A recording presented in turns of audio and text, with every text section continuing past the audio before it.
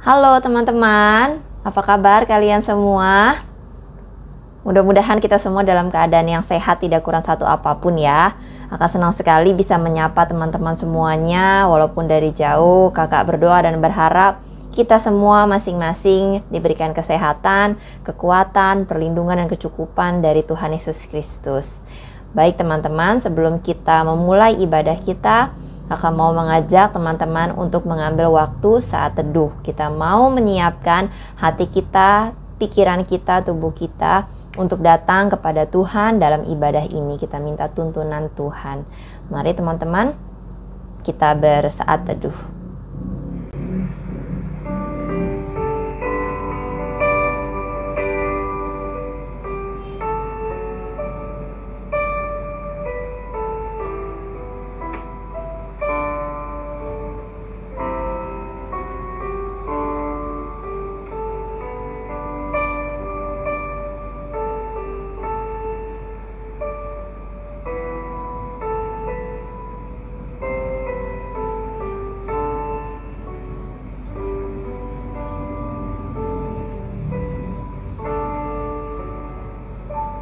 Amin. Teman-teman, Allah yang kita kenal adalah Allah yang besar, Allah yang sungguh ajaib dan mulia perbuatan tangannya, Allah yang selalu membuat kita anak-anaknya terpesona akan kebaikannya, akan cinta kasihnya yang tidak terbatas. Bahkan kita yang banyak melakukan kesalahan di hadapan Tuhan, masih terus Tuhan layakkan. Kita yang tidak pantas menerima kasih dan pengampunan darinya, tapi Tuhan masih terus membuat kita dalam keadaan yang baik, tidak kekurangan satu apapun. Mari teman-teman, kita mau memuji dan menyembah Allah kita yang besar. Kita mau menaikkan pujian yang berjudul Kau Allah yang Besar.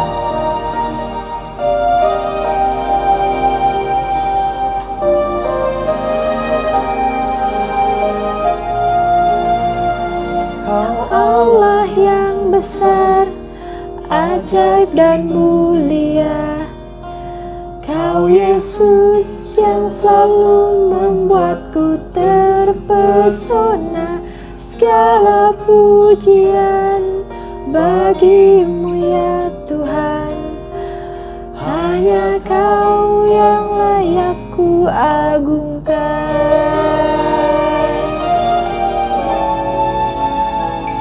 Yesus Tuhan, Kau layak dipuji, ditinggikan atas seluruh bumi. Ajaib kuasa-Mu ya Allahku, ku kagum hormat padamu. Yesus Tuhan, Kau layak dipuji, ditinggikan atas seluruh bumi. Heran kasih-Mu di hidupku, Yesus kekuatanku. Kau Allah yang besar, ajaib dan mulia. Kau Yesus yang selalu membuatku terpesona. Segala pujian bagimu ya Tuhan. Hanya Kau yang layak ku agungkan. Kau Allah yang besar, ajaib dan mulia. Kau Yesus yang selalu membuatku terpesona. Segala pujian bagimu ya Tuhan. Hanya Kau yang layak ku agungkan.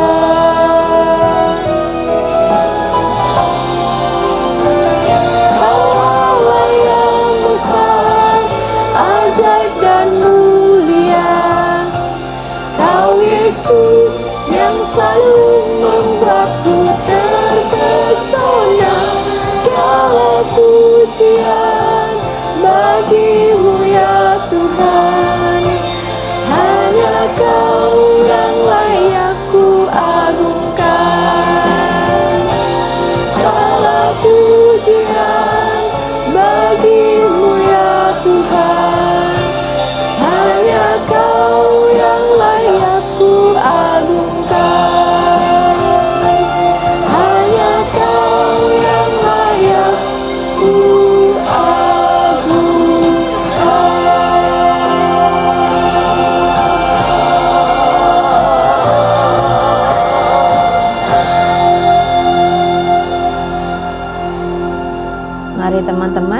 kita bersatu di dalam doa. Allah Bapa yang bertata dalam kerajaan sorga, kami berterima kasih, segala pujian dan syukur bagi Engkau saja, Allah kami yang layak menerima puji-pujian dan penyembahan kami. Kami bersyukur Tuhan karena Engkau senantiasa memelihara kami hingga pada pagi hari ini. Kami beroleh kesempatan untuk dapat menikmati satu hari yang baru, dan bahkan Engkau mencukupkan segala kebutuhan kami dan keluarga kami. Apa yang kami miliki, yang kami nikmati sampai hari ini, semuanya karena kemurahan hati-Mu. Terima kasih Tuhan Yesus. Bahkan waktu yang indah ini untuk kami datang, beribadah dan bersekutu bersama dengan Engkau adalah pemberian Engkau juga. Kami berterima kasih Tuhan. Sebab itu kami mau menyerahkan waktu yang indah ini ke dalam tangan Engkau, agar Engkau saja yang memimpin kami masing-masing di tempat kami, agar kami dapat sungguh-sungguh beribadah kepada Engkau. Kami rindu untuk memuji Tuhan melalui pujian kami, dan kami juga rindu untuk mendengarkan pengajaran firman-Mu. Biarlah Engkau yang menguasai diri kami, sehingga semua panca indera kami dapat kami manfaatkan untuk dapat beribadah kepadamu dengan sungguh-sungguh. Terima kasih Tuhan Yesus, ampunilah segala salah dan juga dosa-dosa kami yang membuat Engkau kecewa selama ini Tuhan. Kami mau belajar dan kami mau dibarui oleh Engkau. Terima kasih Tuhan Yesus yang baik, ke dalam tangan-Mu kami mau menyerahkan ibadah ini. Haleluya, amin. Teman-teman yang dikasihi Tuhan Yesus Kristus, dalam kehidupan kita sehari-hari pasti kita menemui yang namanya masalah. Kita menemui hal-hal yang menyulitkan, atau bahkan kita bertemu dengan orang-orang yang menyulitkan kita. Dalam kondisi-kondisi seperti itu kita sebagai anak-anak Kristus, kita bersyukur kita punya Tuhan Allah kita yang setia, yang selalu menolong dan juga mendampingi kita dalam masa-masa sulit kita. Dan apapun yang kita sedang hadapi hari ini, baik itu tantangan atau kesulitan dalam studi kita, atau dalam hubungan kita dengan keluarga atau pertemanan kita, atau mungkin kesulitan yang sedang dialami oleh keluarga kita, kita mau percaya bahwa kesulitan apapun tidak akan membuat kita jauh daripada Tuhan. Biar Tuhan menguji kita melalui tantangan-tantangan dan juga segala kesulitan hidup kita, tapi kita dapat keluar sebagai pemenang yang Tuhan lihat bahwa kita tetap berkenan kepadanya. Kita tetap dapat mengandalkan Tuhan kita yang kuat dan luar biasa. Dan kita pada akhirnya dapat terus memuliakan Tuhan sekalipun dalam kondisi sulit kita. Mari teman-teman, kita akan menyiapkan hati kita untuk menyambut dan juga belajar firman Tuhan. Kita mau nyanyikan satu pujian penyembahan yang indah yang berjudul Ujilah Aku Tuhan.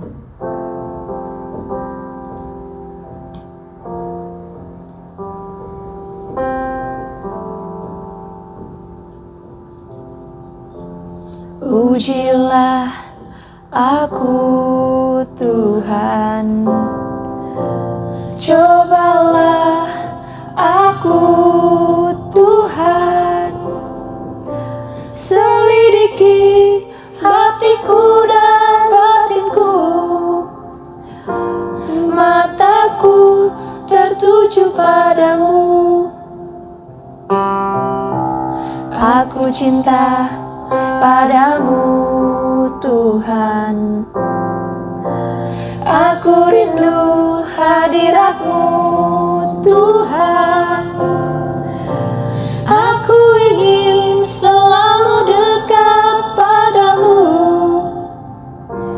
menikmati kehadiran-Mu. Ku nyanyi Hosana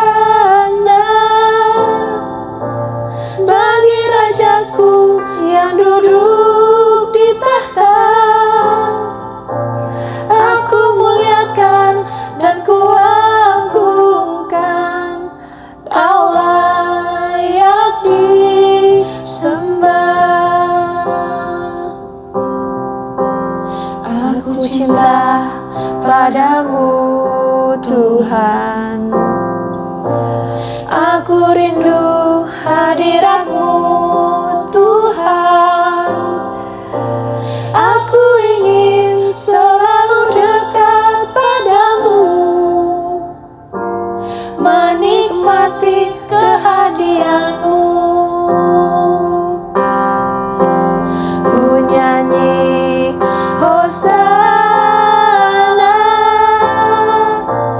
bagi Rajaku yang duduk di tahta. Aku muliakan dan kuagungkan, Kau layak disembah. Ku nyanyi Hosana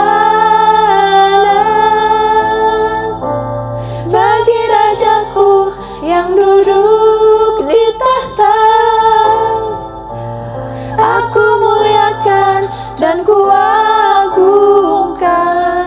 Kau layak disembah. Kau layak disembah. Kau layak disembah.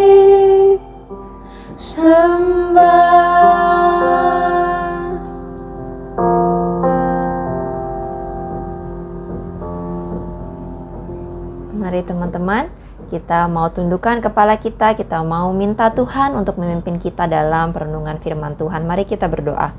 Allah Bapa yang bertata dalam kerajaan sorga, kami mengucap syukur Tuhan mendengar puji-pujian dan penyembahan kami. Tiba waktunya ya Tuhan, saat ini kami ingin belajar dari firman-Mu. Kami percaya kekuatan dan kekuasaan firman-Mu sanggup untuk menuntun kami, menegur kami, mengajar kami, mengubahkan kami, memberitahukan kami apa yang tidak kami ketahui sebelumnya, atau bahkan Engkau membukakan hal-hal yang baru kepada kami sehingga kami dapat lebih mengerti apa yang hendak Engkau sampaikan kepada kami dan bahkan dapat kami lakukan dalam kehidupan kami sehari-hari. Tuhan, kami adalah anak-anak-Mu yang sungguh sangat membutuhkan pimpinan-Mu, karena kami hanyalah manusia yang lemah. Kami tidak ada apa-apanya ya Tuhan tanpa kekuatan daripada Tuhan.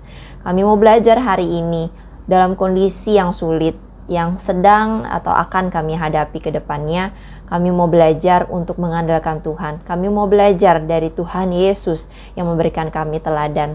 Tolong sampaikan isi hati-Mu kepada kami ya Tuhan, karena kami anak-anak-Mu yang mau dengar-dengaran akan firman-Mu. Di dalam nama-Mu kami telah berdoa dan memohon. Amin. Teman-teman yang dikasihi Tuhan Yesus Kristus, tema firman Tuhan hari ini adalah menang dalam kesulitan. Menang dalam kesulitan itu seperti apa ya? Namanya juga keadaan yang sulit. Bagaimana bisa menjadi seorang pemenang dalam keadaan yang sulit atau menang di atas kesulitan? Nah, kakak mau tanya sama teman-teman, kesulitan apa sih yang paling menantang atau yang paling menekan teman-teman sekalian dalam kehidupan teman-teman sampai hari ini? Mungkin ada yang pernah menderita sakit yang parah. Mungkin ada yang pernah kecelakaan. Atau mungkin ada yang pernah mengalami kesulitan di sekolahnya. Misalnya nilai yang buruk, prestasi yang turun. Atau dalam pergaulan atau dalam kehidupan keluarga, terluka karena dipukul, kehilangan anggota keluarga atau teman, atau mungkin hidup yang berkekurangan dari hari ke hari. Biasanya ya teman-teman, saat kita mengalami kesulitan, kita jadi stres, ya. Kita jadi stres, itulah yang namanya tertekan, ya. Bahkan kita bisa kehilangan kendali. Contohnya apa kehilangan kendali? Misalnya kehilangan kendali dalam hal emosi, ya. Kita menjadi meledak-ledak, gampang marah, emosian, ya, baper, atau bahkan bicara kasar. Terus kemudian kehilangan kendali pikiran. Contohnya apa? Kita jadi tidak bisa berpikir dengan logis, kita jadi tidak bisa berpikir jernih, ya, sampai tidak tahu harus ngapain dan tidak tahu harus berbuat apa dan bagaimana merespon dalam kesulitan atau masalah yang kita alami itu. Atau bahkan mungkin juga kita mengalami kehilangan kendali hati, ya. Jadi ada perasaan down, ada perasaan putus asa, merasa tidak ada harapan, ya, merasa ingin menyerah, bahkan kehilangan damai sejahtera, ya. Kehilangan damai sejahtera itu seperti apa? Jadi cepat khawatir, takut, parno atau paranoid dan lain sebagainya. Ya, dalam keadaan sulit umumnya kita manusia biasa, apalagi kita yang masih muda ini, rentan mengalami stres yang seperti itu. Ya teman-teman, kita masih ingat beberapa minggu yang lalu kita sudah belajar, kita sudah membaca firman Tuhan bagaimana saat-saat itu Yesus sudah tahu bahwa akhir perjalanan hidupnya, yaitu di dunia, sudah akan berakhir. Ya, karena Yesus tahu ada misi yang harus Yesus kerjakan di dunia semasa ia hidup menjadi anak manusia. Dan dia tahu bahwa akhir dari misinya itu adalah kematiannya di kayu salib dan kebangkitannya ke sorga di hari yang ketiga setelah penyalibannya. Nah, sebagai seorang manusia teman-teman yang 100% murni manusia, Yesus juga merasakan sulitnya menjalani misinya itu. Dia tahu walaupun ia adalah anak raja, ia lahir ke dunia bukan untuk menjadi anak sultan yang menikmati semua keindahan dunia, tapi ia harus mengalami proses yang begitu amat berat, dihina oleh orang lain, dicampakkan, bahkan dia harus berakhir di kayu salib yang merupakan hukuman yang sangat amat hina pada zaman itu. Siapa sih yang seperti Yesus ini tidak cemas, tidak takut, dan tidak kehilangan akal sehat kalau tahu kapan waktunya akan mati? Dan bersyukur ya, kita tidak ada satupun di dunia ini yang tahu persis kapan hari kita akan mati.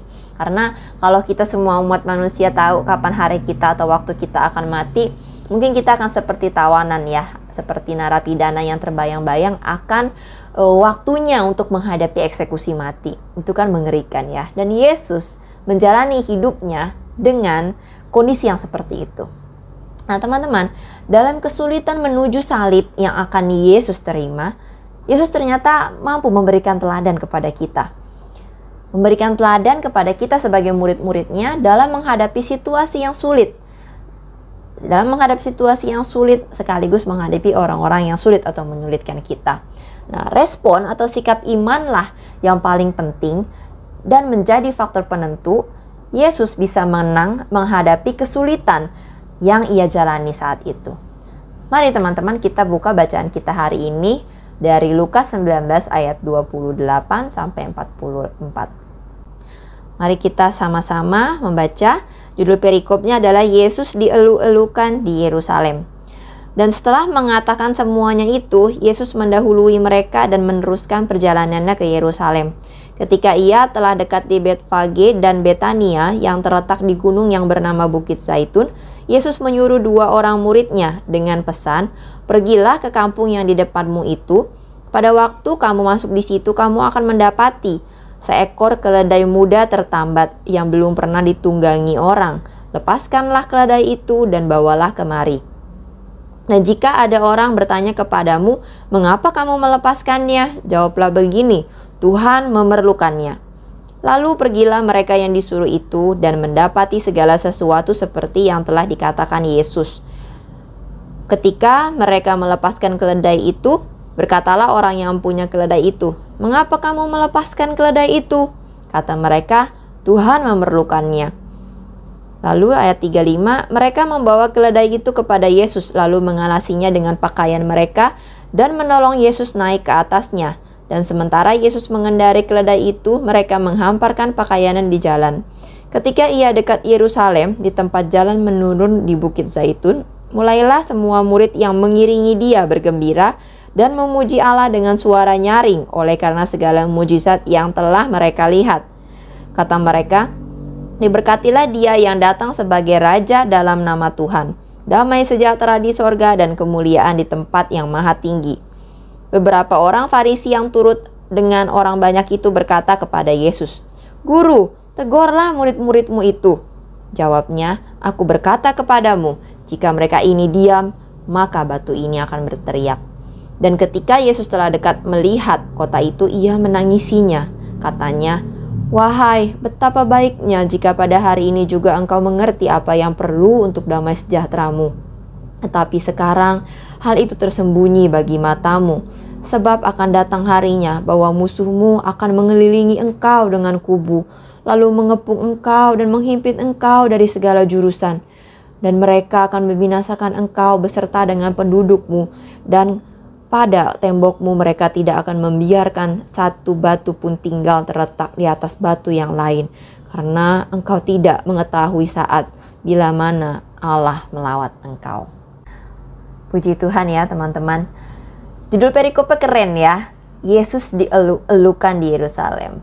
Tahu ya, dielu-elukan bukan lu bukan, tapi dipuji-puji ya, dipuji-puji. Dan dalam bacaan ini rupanya walaupun judul perikopnya keren, dipuji-puji, tapi sebenarnya Yesus sedang menghadapi kesulitan yang amat pahit. Melalui bacaan hari ini, Yesus memberikan resep nih kepada kita semuanya. Gimana sih caranya untuk menang menghadapi kesulitan? Yang pertama adalah tetap memiliki sikap rendah hati. Teman-teman, Yesus sebelum masa-masa penyalibannya sudah dikenal oleh masyarakat luas sebagai Mesias ya, yang dipercaya sebagai penyelamat dan orang yang akan membawa kesejahteraan bagi bangsa Israel. Karena masyarakat sudah melihat banyak mujizat dan mendengar pengajaran Yesus yang mengagumkan, Yesus begitu amat terkenal. Dia bahkan dipuji dan diikuti oleh banyak orang. Dan Yesus dalam keadaan seperti itu, ia memiliki sikap yang rendah hati. Ya. Resep pertama yang diberikan oleh Tuhan kepada kita bagaimana menghadapi kondisi sulit adalah tetap memiliki sikap yang rendah hati. Mari kita kembali baca ayat yang 35 sampai 36. Dikatakan mereka membawa keledai itu kepada Yesus lalu mengalasinya dengan pakaian mereka dan menolong Yesus naik ke atasnya. Dan sementara Yesus mengendarai keledai itu, mereka menghamparkan pakaiannya di jalan. Ya, Yesus menaiki seekor keledai, teman-teman. Tahu ya, keledai itu lebih kecil, lebih bogel daripada kuda. Dan keledai itu tidak sekeren naik kuda, gitu ya. Nah, kalau dalam keadaan seperti Yesus tadi, ya, seseorang yang sangat terkenal, banyak dipuji, diikuti sama orang. Ya, dalam keadaan seperti itu, umumnya di zaman sekarang bisa membuat orang menjadi sombong, ya teman-teman, menjadi lupa diri, tinggi hati, dan bahkan ingin sekali menunjukkan kekuasaannya karena kan sudah terkenal, sudah banyak pengikut, pasti ingin sekali dilihat ya oleh orang banyak. Nah, tapi Yesus sangat berkebalikan teman-teman, berkebalikan dengan karakter sombong dan tinggi hati itu. Yesus adalah seorang yang sangat rendah hati. Ia adalah raja yang tidak sombong dan bahkan menunjukkan kemahakuasaannya tidak untuk disalahgunakan, tapi untuk menjadi berkat bagi banyak orang. Perjalanan saat itu menuju kota Yerusalem adalah perjalanan kepada momen-momen kematiannya yang semakin dekat.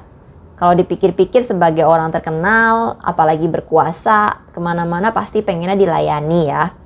Pasti ingin ada kemudahan akses VIP buat dia. Karena banyak fasilitas tuh ya sekarang yang ditawarkan untuk orang-orang yang VIP, orang-orang kelas sultan gitu. Nah, tapi Yesus berbeda. Saat perjalanan menuju kota Yerusalem itu, Yesus tidak menggunakan kemahakuasaannya dengan sembarangan. Tapi Yesus memilih untuk menunggangi seekor keledai. Pilihan Yesus untuk menaiki keledai ini bukan tanpa tujuan. Ia ingin memberikan teladan kerendahan hati kepada kita. Menaiki keledai itu tidak bisa dibanggakan ya teman-teman. Itu nggak keren sama sekali. Malah itu tandanya orang tidak mampu. Karena ia tidak punya kendaraan yang mewah seperti kuda atau kereta yang mahal. Kerendahan hatinya Yesus menunjukkan bahwa Yesus mengakui bahwa ia bukanlah siapa-siapa tanpa Allah Bapa di sorga. Ia tidak mengagungkan dirinya sendiri. Ya, ia tidak menuntut untuk diperhatikan oleh banyak orang. Ia tidak menuntut diperhatikan sekalipun kondisinya sulit. Sekalipun saat itu dia tahu dia akan menghadapi kematian yang orang lain bahkan tidak mengerti. Dan ia tidak mencari perhatian dan tidak membesar-besarkan penderitaannya itu.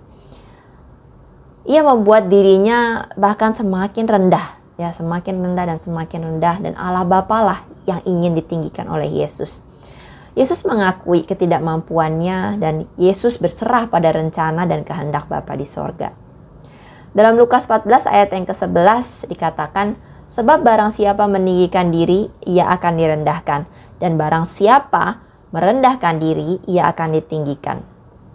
Nah, teman-teman, sebagai anak-anak Tuhan, dengan memiliki sikap kerendahan hati, maka dalam situasi sulit apapun yang kita hadapi, hal tersebut akan menolong kita supaya kita tetap tenang dan mampu untuk mengakui pertolongan Tuhan atau mengakui pertolongan orang-orang di sekitar kita.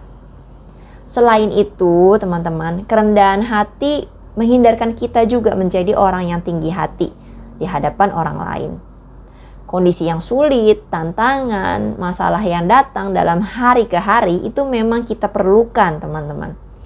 Bukan untuk menyusahkan manusia, ya. Tuhan mengizinkan kita untuk mengalami tantangan dan kesulitan itu bukan untuk menyusahkan kita, teman-teman. Tapi Allah ingin lihat supaya kita tuh semakin bergantung kepada Allah, supaya kita tuh semakin mencari Allah dan semakin mengakui kekuatan dan juga kedaulatan Allah, Sang Pencipta langit dan bumi. Dan Allah ingin melihat seberapa sih kita setia kepada Allah. Ya, jadi waktu dalam kesulitan-kesulitan kita, justru disitulah momennya kita untuk semakin dekat kepada Tuhan, bukan menjadi lebih sok. Enggak, saya bisa kok, saya kuat kok. Enggak perlu, ya teman-teman. Justru kita harus semakin merendahkan hati kita minta pertolongan Tuhan, dan kita mengakui juga bahwa orang-orang sekitar kita pun mampu untuk menolong kita. Apa sih contoh sikap kerendahan hati yang bisa kita jalani dalam kehidupan kita sehari-hari? Misalnya ya, waktu kita terima pengumuman di sekolah ya bahwa nilai kita sempurna dan kita juara umum. Kita umumnya senang, ya, kita berkata, puji Tuhan, aku lulus, puji Tuhan, nilaiku baik, puji Tuhan, aku bisa punya nilai yang sangat bagus, saya jadi juara umum, saya jadi juara di sekolah. Tapi bagaimana teman-teman jika kondisinya dibalik? Begitu teman-teman mengalami masalah, misalnya kita tidak bisa masuk sekolah, ya, sehingga nilai kita menjadi jelek karena kita sakit, atau mungkin saat ini kita masih sekolah online, laptop di rumah rusak, jadi tidak bisa belajar atau online ya buat sekolah, kemudian nilai kita hancur, ya, turun. Apa sih sikap kita teman-teman? Bagaimana respon kita? Apakah kita akan tetap rendah hati dan datang kepada Tuhan, minta tolong sama Tuhan supaya masalah sakit atau masalah laptop kita yang rusak itu selesai atau ada jalan keluarnya? Atau malah kita cenderung untuk bersungut-sungut, marah-marah, kesel, nyalahin orang tua atau nyalahin orang lain, ya, atau bahkan kita menyalahkan Tuhan karena menyusahkan kita. Kita lupa lagi bilang puji Tuhan. Ya, seharusnya justru teman-teman, semakin berat kesulitan kita, semakin berat tantangan hidup kita semakin cari Tuhan. Kita semakin minta tolong sama Tuhan, ya. Kita semakin kita mengakui ke Tuhan, aku tidak bisa apa-apa tanpa Tuhan. Itulah sikap kerendahan hati yang bisa kita tunjukkan sebagai anak-anak Tuhan agar kita bisa menang mengalami dalam kesulitan yang kita alami. Hal yang kedua yang Yesus ajarkan kepada kita adalah belajar untuk bijak dalam merespon. Ya. Belajar untuk bijak dalam merespon. Kita akan baca ayat 39 sampai 40, dikatakan, beberapa orang Farisi yang turut dengan orang banyak itu berkata kepada Yesus, "Guru, tegurlah murid-muridmu itu." Jawabnya, "Aku berkata kepadamu, jika mereka ini diam, maka batu ini akan berteriak." Nah, teman-teman, mendengar jawaban Yesus di sini kepada orang Farisi, pasti kita kaget dan bingung. Jika mereka ini diam, maka batu itu akan berteriak. Tapi teman-teman, kita lihat, hanya dengan satu kalimat yang Yesus ucapkan itu, para orang Farisi yang rese itu kemudian diam dan tidak menjawab apa-apa. Ya, Yesus diminta saat itu untuk menegur murid-muridnya yang sedang mengiringi Yesus sambil memuji Tuhan. Mereka sedang bergembira, memuji Allah dengan suara yang nyaring, ya, nyanyi-nyanyi dengan suara yang kencang, teman-teman. Puji-pujian yang penuh dengan sukacita itulah yang sudah seharusnya keluar, ya, dari mulut orang-orang ketika mereka merasakan betapa luar biasanya perbuatan tangan Allah dalam hidup mereka. Dan itu yang murid-murid Yesus sedang lakukan saat itu. Tapi orang Farisi merasa iri hati dan terganggu karena mendengar puji-pujian yang nyaring itu. Mereka justru menginginkan mereka yang dipuji, teman-teman. Ya, mereka tidak suka. Makanya mereka benci gitu mendengar murid-murid Yesus itu bernyanyi terlalu gembira dan berisik sekali, ya. Nah, biasanya umumnya saat kita disindir atau diganggu seperti orang Farisi ini ya, kan mereka orang-orang yang menyebalkan ya, menyulitkan kita gitu kan. Kita lagi melakukan apa terus kemudian disindir atau diganggu, kita pasti kesel sekali. Nah, bawaannya mau marah, bawaannya tuh pengen nyindir balik gitu. Kalau bisa kita ulek gitu mereka ya, atau kalau bisa kita mengusir orang-orang itu supaya tidak kembali lagi dan tidak mengganggu kita lagi. Setelah itu pasti ada keributan biasanya ya. Kalau sudah kita balas, sudah kita sindir balik, kita ajak ribut, pasti ada keributan ya. Bisa jadi bahkan sampai viral ya, bisa langsung FYP di TikTok begitu, ada yang berantem. Nah, karena orang-orang yang pengganggu seperti itu emang terus menyulitkan gitu. Jadi pengennya hempaskan mereka gitu ya. Dan respon kita sebagai manusia biasa pasti inginnya marah, inginnya kesal dan juga membalas mereka. Akan tetapi teman-teman, Yesus di sini memberikan teladan yang baik. Bagaimana memberi respon kepada orang-orang yang menyulitkan kita. Daripada marah atau jadi samanya dengan orang seperti itu, baiklah kita sebagai murid-murid Kristus, kita bijak ya memberi respon dan juga jawaban yang tepat. Dengan memberi jawaban yang bijak, kita juga bisa mencerminkan pribadi Kristus dalam diri kita loh teman-teman. Dan dengan tutur kata kita ini kita bisa dijauhkan daripada kemarahan, ketidakjujuran, emosi yang meledak-ledak, bahkan perselisihan di antara kita dengan keluarga atau teman-teman kita. Dalam 1 Petrus 3 ayat 8-9 dikatakan, dan akhirnya hendaklah kamu semua seia sekata, seperasaan, mengasihi saudara-saudara, penyayang dan juga rendah hati. Dan janganlah membalas kejahatan dengan kejahatan, atau caci maki dengan caci maki, tetapi sebaliknya hendaklah kamu memberkati. Karena untuk itulah kamu dipanggil, yaitu untuk memperoleh berkat. Teman-teman, untuk menghadapi orang-orang sulit seperti kondisi orang Farisi tadi ya terhadap Tuhan Yesus, sungguh sangat diperlukan kerendahan hati dan juga kebijaksanaan.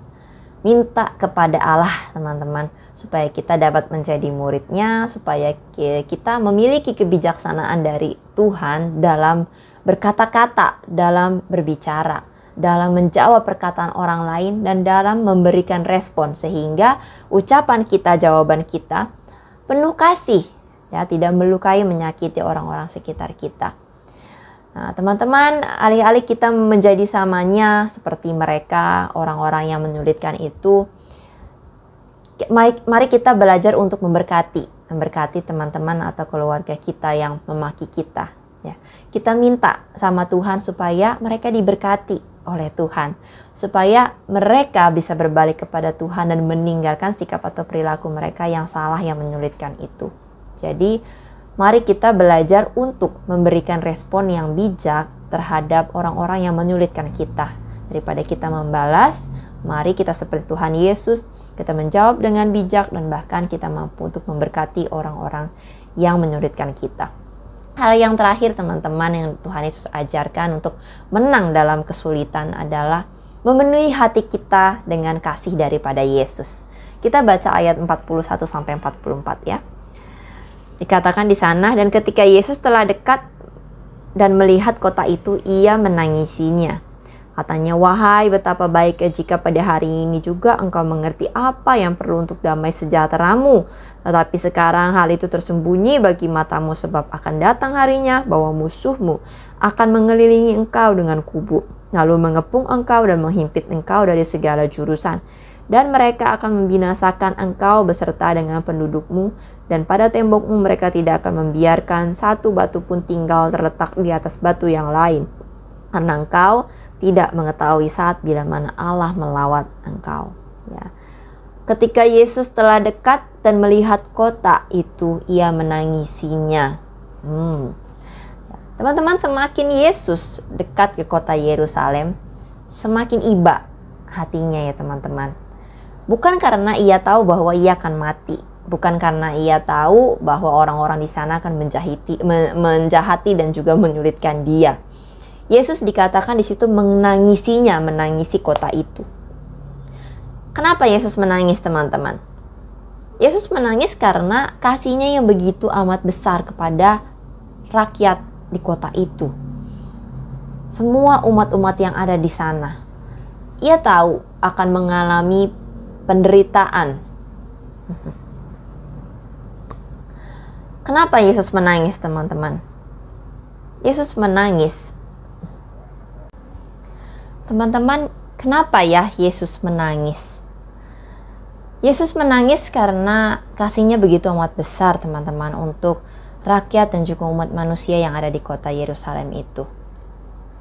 Ia menangis karena ia tahu bahwa rakyat di sana, penduduk kota Yerusalem, akan mengalami suatu penderitaan yang luar biasa. Ya, penderitaan yang sangat besar karena mereka tidak kunjung berbalik kepada Allah dari dosa-dosa mereka. Masih banyak sekali dosa yang penduduk Yerusalem lakukan, sekalipun mereka percaya bahwa Yesus adalah Mesias, bahwa Yesus itu adalah Tuhan. Yesus tahu tidak lama lagi mereka yang terus hidup dalam dosa itu akan menerima penghukuman yang berat, teman-teman.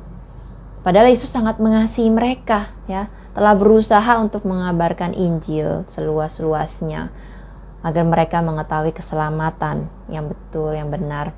Tapi masih banyak juga yang belum percaya kepada Allah di sana dan bahkan memilih untuk tetap hidup dalam dosa mereka, teman-teman. Yesus ingin semua umat manusia itu selamat. Yesus ingin semua umat manusia kembali kepada Allah dan menerima keselamatan yang kekal sebagaimana yang sudah Allah rancangkan dalam penciptaan manusia. Yesus mau semua selamat, teman-teman, karena Yesus sayang sekali sama mereka. Kita mungkin bingung, Yesus kan harusnya menangisi dirinya ya, karena dia tahu bahwa dia yang akan disalibkan, dia yang akan mengalami kesulitan dan penderitaan. Kok sempet-sempetnya sih masih nangisin orang lain yang bahkan berbuat dosa dan tidak peduli terhadap Yesus dan penderitaannya Yesus? Pikiran kita sebagai manusia sangat bertolak jauh ya, teman-teman, daripada pikiran Yesus. Pikiran Yesus sebagai pribadi Allah yang maha kasih, yang penuh dengan cinta kasih kepada manusia, yang sangat mencintai ciptaannya, termasuk manusia, sehingga dalam kesulitannya sekalipun, Yesus masih memikirkan orang lain. Yesus masih memikirkan umat manusia, karena memang kehadirannya di dunia itulah untuk menyelamatkan mereka.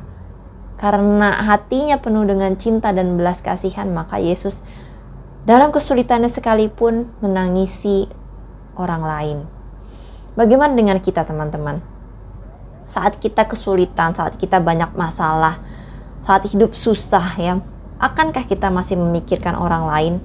Akankah kita masih peduli kepada orang lain yang juga membutuhkan pertolongan?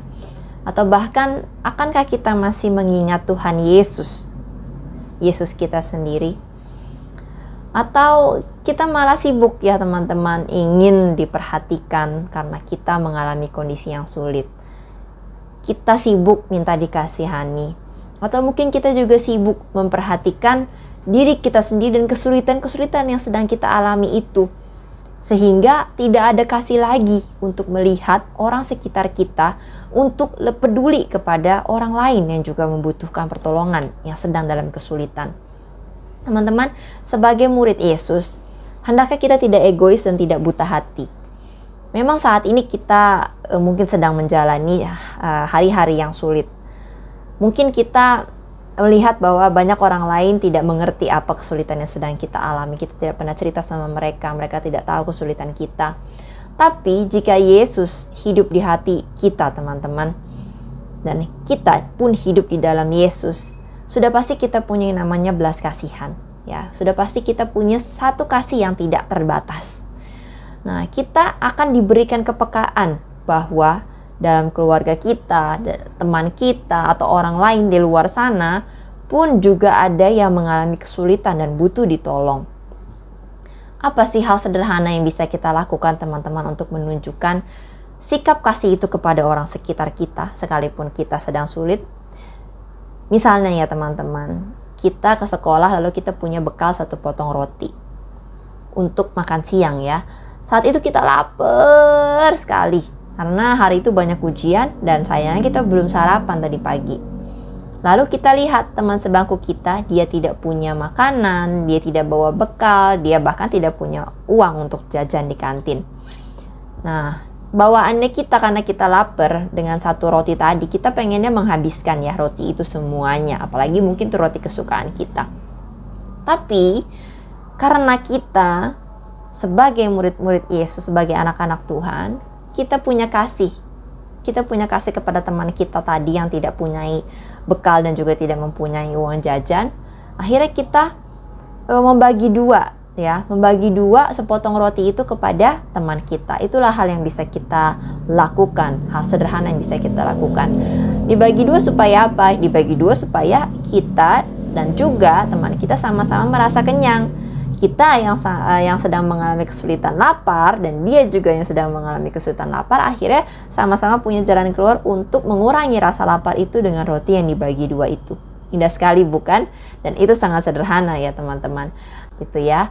Contoh terakhir teman-teman, misalnya kita sedang sakit ya, kita sedang sakit, terus kemudian kita juga tahu saudara kita tuh sakit. Contohnya misalnya dia sakit COVID-19 ya, mengalami gejala yang berat, tapi kita sendiri juga sedang tidak enak badan, kita sendiri juga aduh kayaknya sakit juga gitu, dan tentunya tidak bisa menjenguk atau memberikan pertolongan langsung gitu datang ke rumahnya karena kita sedang sakit dan juga karena aturan isolasi ya teman-teman. Nah, sekalipun kita juga sedang sakit, tapi kalau kita ingin membantu dia dengan kasih, kita bisa mendoakan dia, teman-teman. Hal yang sangat amat sederhana, kita bisa mendoakan dia. Atau kita bisa menghubungi dia, kita bisa menawarkan apa yang bisa teman-teman doakan untuk mereka.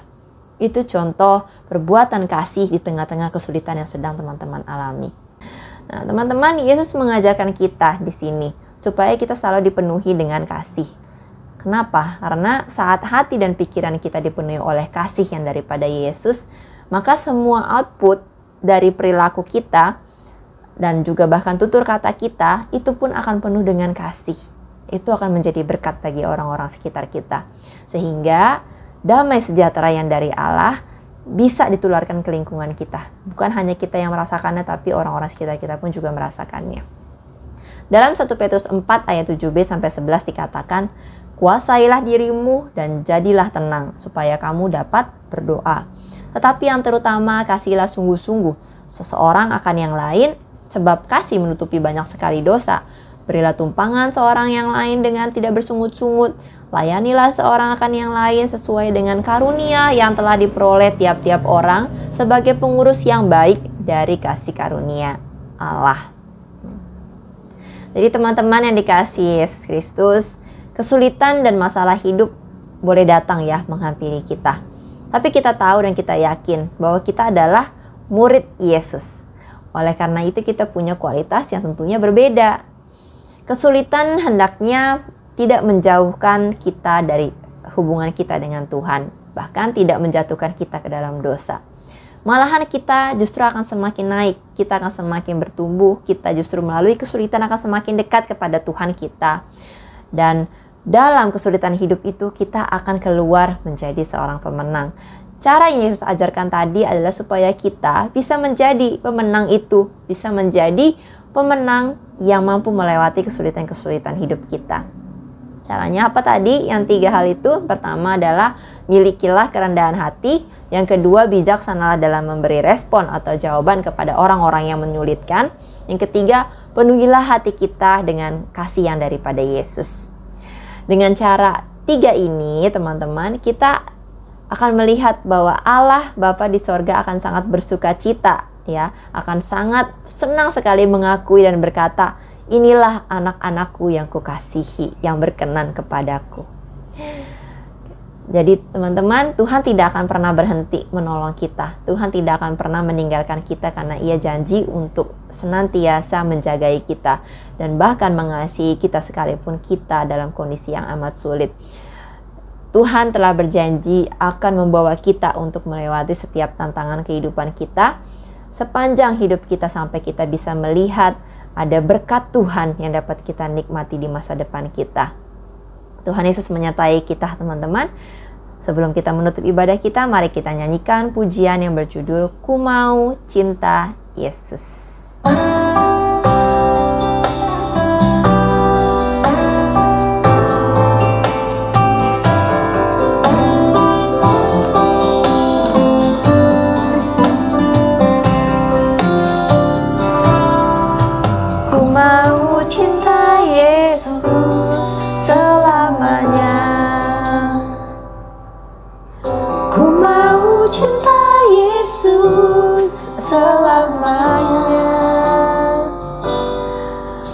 Meskipun badai silih berganti dalam hidupku, ku tetap cinta Yesus selamanya. Ku mau cinta Yesus selamanya. Ku mau cinta Yesus selamanya. Meskipun badai silih berganti dalam hidupku, ku tetap cinta Yesus selamanya. Ya Allah Bapa, ini aku anakmu, layakkanlah seluruh hidupku. Ya Abba Bapa, ini aku anakmu, pakailah sesuai dengan rencanamu.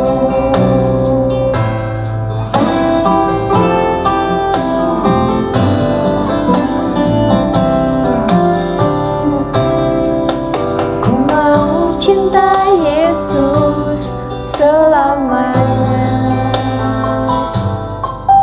Ku mau cinta Yesus selamanya.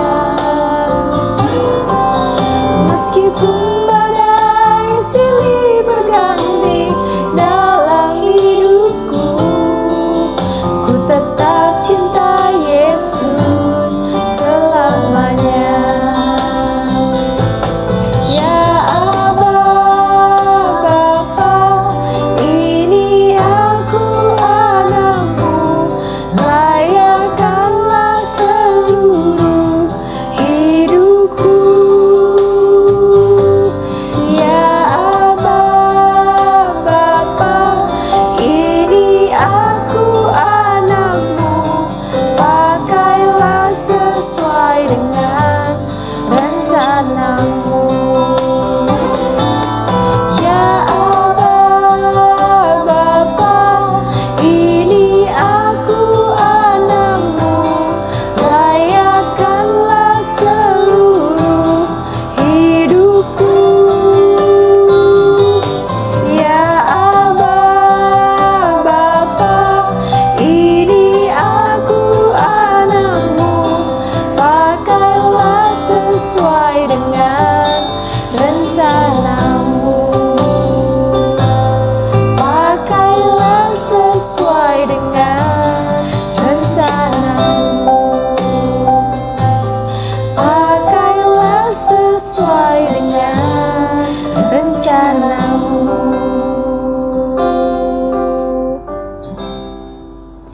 Mari teman-teman kita bersatu dalam doa. Allah Bapa yang bertata dalam kerajaan sorga, terima kasih Tuhan telah memimpin waktu kami dalam pembelajaran firman-Mu.